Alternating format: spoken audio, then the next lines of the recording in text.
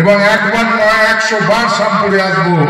শুধু এইটুকুন বলতে আসবো, শ্যামপুরের জাগ্রত জনগণের কাছে অশান্ত শ্যামপুর শান্তকে কোনো মতেই অশান্ত হতে দেবেন না। আপনারা সবাই মিলে রুখে দাঁড়াবেন। শুধু তৃণমূল কংগ্রেস কর্মী বলে নয়, সাধারণ শান্তিপ্রিয় শ্যামপুরের মানুষের কাছে আহ্বান জানাতে এসেছি, এখানে কোনো অশান্তির পরিবেশ আপনারা হতে দেবেন না। সেই লড়াইয়ে আমরা পাশে থাকবো। এবং আমি আপনাদের আবার দায়িত্ব নিয়ে বলছি, শ্যামপুরের মানুষ অশান্তিপ্রিয় আমি বিশ্বাস করি না। আজকের দিনে দাঁড়িয়েও বলছি, বামফ্রন্ট আমলে আমাদের দক্ষিণ কেন্দ্রে মানুষ খুন হয়েছে, প্রধান খুন হয়েছে, বাড়ি লুট হয়েছে, ঘর ছাড়া হয়েছে। এখানে লুটপাট হয় না, এখানে মানুষ শান্তিপ্রিয়। তার নিজের কেউ কৃষিকার্যে, কেউ শিক্ষকতায়, কেউ কোন উদ্দেশ্যে, কিসের উদ্দেশ্যে। একাধিকবার কিছু মানুষ আসছেন, গর্দার মানুষরা এসে উত্তপ্ত করার চেষ্টা করছেন। আমি জাগ্রত শ্যামপুরের মানুষকে সজাগ থাকার অনুরোধ করতে এসেছি।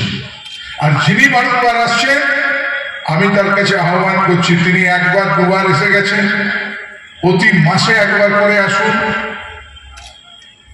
আহ্বান করছি, প্রতি রাস্তা আছে বলে কালিদা 2021 যারা করার চেষ্টা করছে, চক্রান্ত করছে, তাদেরকে আমাদেরকে রুখতে হবে।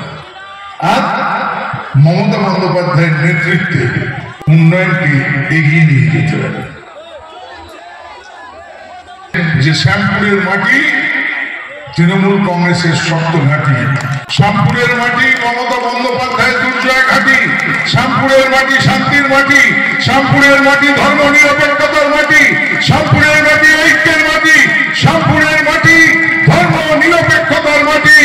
এখানে সৌহার্দ্য এবং ভ্রাতৃত্বের বন্ধনে একে অপরের সকলের নতুন সুন্দরভাবে জীবনযাপন করেন।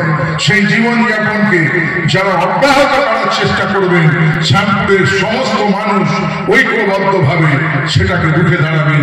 এই সভা থেকে আমাদেরকে অঙ্গীকার করতে হবে।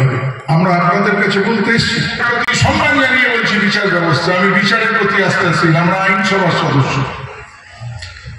এক কথায় 26,000 শিক্ষক নিয়োগ বাতিল।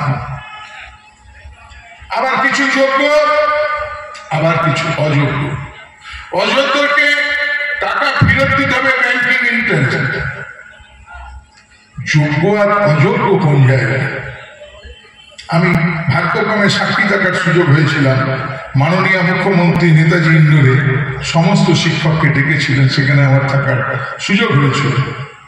আমার অবাক